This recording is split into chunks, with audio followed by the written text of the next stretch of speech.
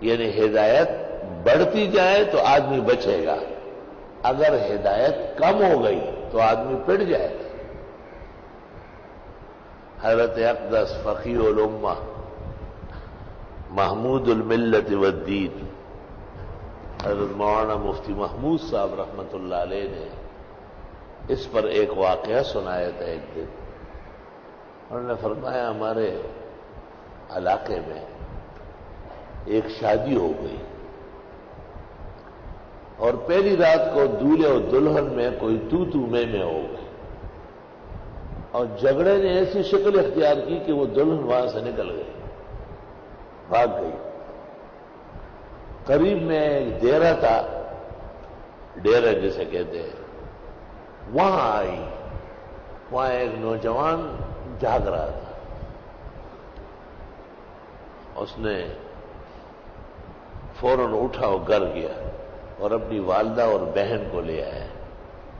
ان کو کہا یار پرائی عزت ہے، پتہ نہیں کیا خفگان پیش آیا۔ تو اس کی والدہ اور بہن اس خاتون کو لے کے اپنے گھر لے گئی، دم بخود کیا، تب تسلی کیا۔ صبح جب یہ بات معلوم ہوئی تو انہوں نے کہا نہیں بس وہ ہم لے آئے، ہم نے دیکھا کہ گھر سے نکل رہی ہے، یہ نہیں کہا کہ یہ ڈیرے میں گئی تھی اور وہاں مرد تھے اور میرا بیٹا لے کے آیا، خواہ ایک بچی کی عزت خراب ہوئی۔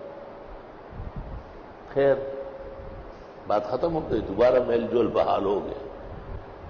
حضرت فرماتے تھے کہ 20-30 سال بعد وہی لڑکا اب بوڑھا بھی ہو چکا ہے، بال بھی سفید ہے، عمر بھی گزر رہی ہے، اور کہتا ہے کتنی اچھی رات تھی، ایک اچھی دلہن ملی تھی اور میں نے بغیر جو ہے کچھ کیے واپس کر دیا۔ تو آپ کا کام تو صرف ہنسنا ہے، بس قیمتی بات تو خالی ہنس لو، دان نکالو، بات ختم ہو جائے گی۔ جس بات پہ آپ ہنس لیتے ہیں نا اس کی قیمت مٹی کر لیتے ہیں۔ اب سوچ کی بات سے آیا اس میں 25 سال پہلے جب وہ جوان تھا، احساسات پورے تھے، شہوت کے اسباب موجود تھے، تو اس پر شیطان مسلط نہیں ہوا، خیال بھی نہیں آیا، اور اچھا خیال آیا، فوراً گھر گیا اور والدہ اور بہن کو اٹھایا، کب کسی کی امانت ہے، عزت ہے، تم لوگ سنبھالو۔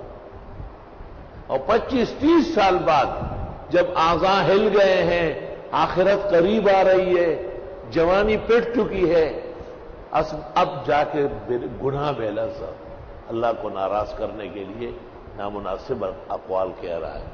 تو حضرت بہت زیادہ افسوس کرتے تھے اور فرماتے تھے کہ یہ بہت بڑا انحطاط ہے، امت کی بہت بڑی تباہی ہے کہ قیمتی وقت ان سے ضائع ہو جاتا ہے۔ وہ وقت تو وہ تھا، تو اس وقت تو خیال بھی نہیں آیا، اللہ نے بچایا، اب اس پر فخر اور شکر کرنا چاہیے کہ اللہ کا لاکھ لاکھ شکر ہے کہ ایسے موقع پر بھی اللہ نے بال بال بچایا۔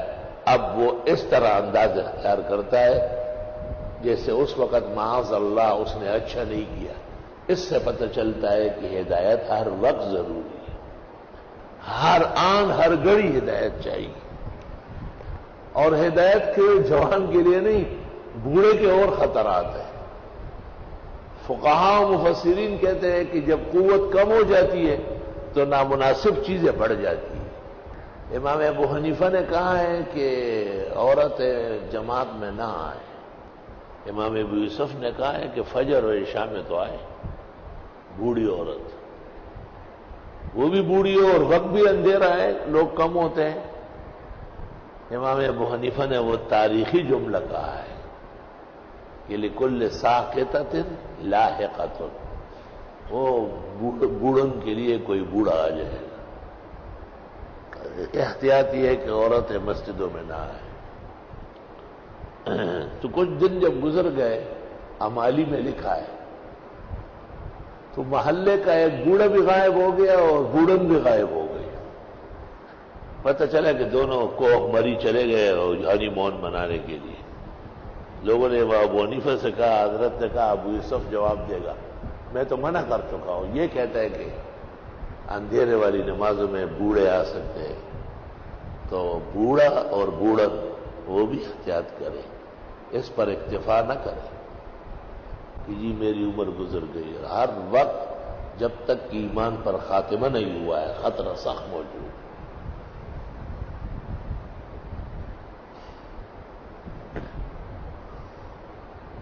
وہ ایک مدرسے میں ایک چوکیدار کی شکایت ہو گئی کہ یہ مدرسۃ البنات کے لیے جو بیویاں آتی ہے یہ راستے میں کھڑا ہوتا ہے.